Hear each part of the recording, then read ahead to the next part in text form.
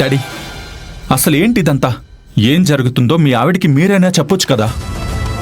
ఏమోరా, ఇక్కడ ఎవరికి చెప్తే మాత్రం వినే దశలో ఎవరున్నారు? నాకేం అర్థం కావట్లేదు.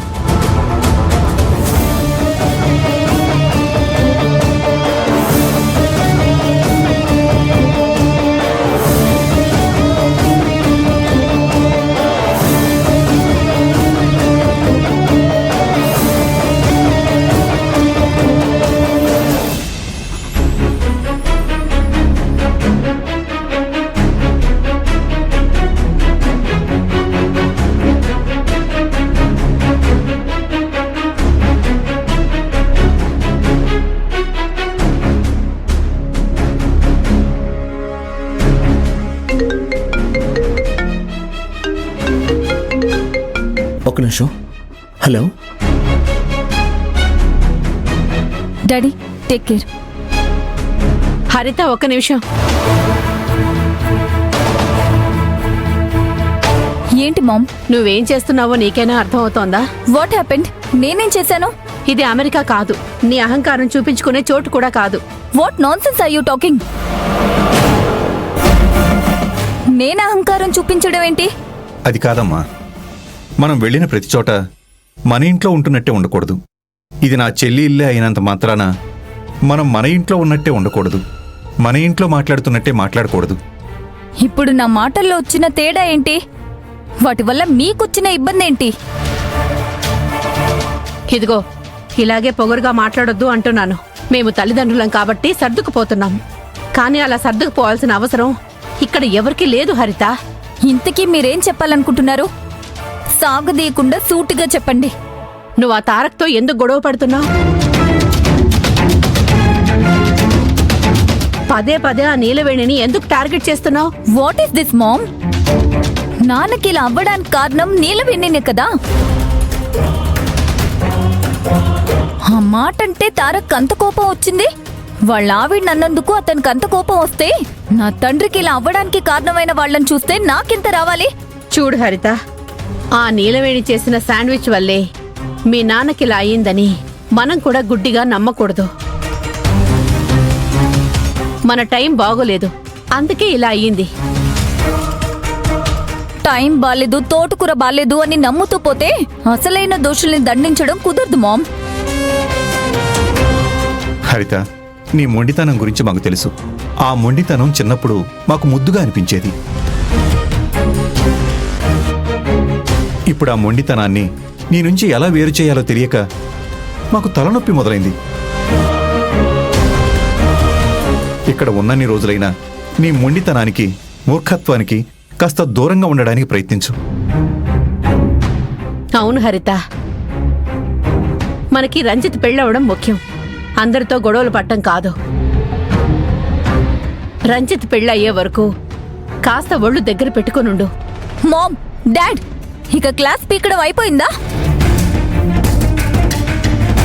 చూడండి, అమెరికా అయినా సరే, అత్తిళ్ళైనా సరే, నేనెలా ఉండాలనుకుంటున్నానో అలాగే ఉంటాను.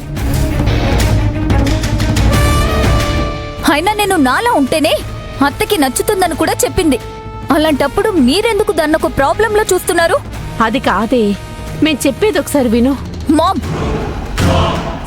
మీరు చెప్పింది నేను వినడం కాదు, నేను చెప్పేదే మీరు వినాలి.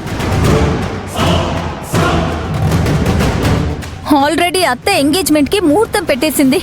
త్వరలోనే పెళ్లి కూడా చేసేస్తుంది. మీరే అనవసరంగా దాని గురించి పిచ్చి పిచ్చి ఆలోచనలు పెట్టుకుని భయపడుతున్నారు. Be cool. అండ్ నేనేం చేయాలో, ఎలా చేయాలో దయచేసి నాకు ఇన్స్ట్రక్షన్స్ ఇవ్వకండి. I know what I should do. హరిత,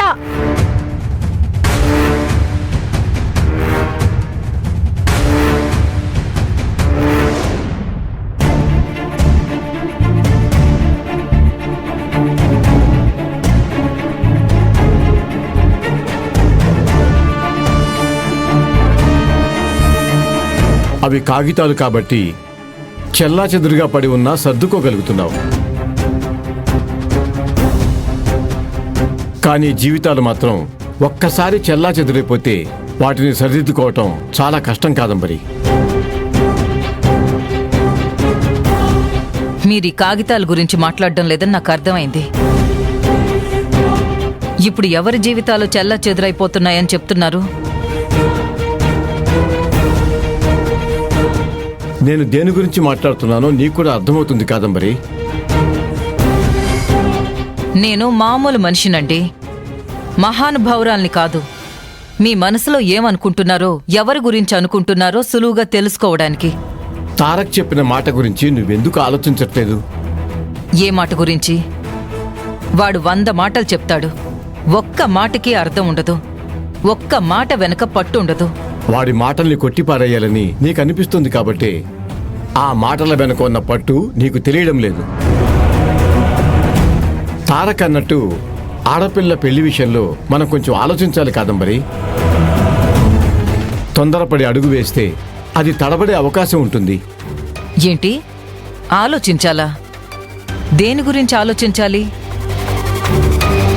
ఒక పని మనిషి మెళ్ళో తాళి కట్టి మీ కొడుకు దాన్ని కోడలిగా ఇంటికి తీసుకొచ్చినప్పుడు వాడు మీరు ఆలోచించారా? మన చెప్పులకున్న ధూళికి కూడా సమానం కాని ఆ నీలవేణిని తారక్ భార్య స్థానంలో కూర్చోబెట్టారు. అప్పుడు మీరు ఆలోచించారా? అలాంటి దాన్ని ఈ ఇంటికి కోడలిగా చేసుకుంటే ఊరు వాడ ఏమనుకుంటారో ఆలోచించారా? బంధువులు మనల్ని చూసి ఎలా నవ్విపోతారో మీరు ఆలోచించారా? అప్పుడు ఆలోచించకుండా ఇప్పుడు నన్ను ఆలోచించమని చెప్తున్నారు. ఈ ఆలోచించు అనే మాట నాకు కాకుండా తారక్కి చెప్పాల్సిందండి. కాదంబరి, నీలవేణి విషయం వేరు, రంజిత్ విషయం వేరు. కరెక్ట్ కరెక్ట్, మీరు చెప్పేది నిజమే. నీలవేణి ఎక్కడా, నా అన్న కొడుకెక్కడా? నక్కకి నాగలోకానికి ఉన్నంత తేడా ఉంది. ఆ నీలవేణి మన గుమ్మం బయట వదిలేసే చెప్పులతో సమానం. కాని నా మేనల్లుడు ఆస్తి, అంతస్తు, హోదాతో పాటు అయినవాడు. నా అన్న కొడుకు అన్నింటికి మించి ఎంతో మంచివాడు. అంతకన్నా మించిన వాణ్ణి మీ కూతురికి అల్లుడుగా తీసుకురాగలరా? నువ్వన్నట్టు రంజిత్ మంచివాడు, గొప్పవాడు అయితే నాకన్నా సంతోషించే వాళ్ళు మరొకరుండరు కాదంబరి. కానీ కంగారు పడకుండా నిర్ణయాలు తీసుకోమంటున్నాను.